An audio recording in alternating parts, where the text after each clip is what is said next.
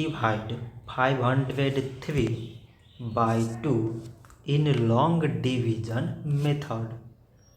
2 times 2 is 4. On subtracting it is 1. So we put down this 0 and it is 10.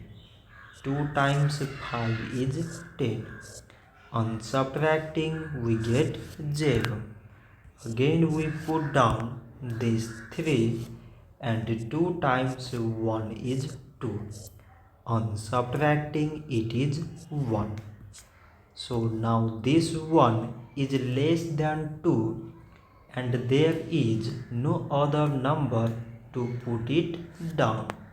So we take here decimal so that we put 0. So now it is 10 and 2 times 5 is 10. On subtracting it is 0. So 503 divided by 2 is 251 decimal 5. So this much for today and thanks for watching.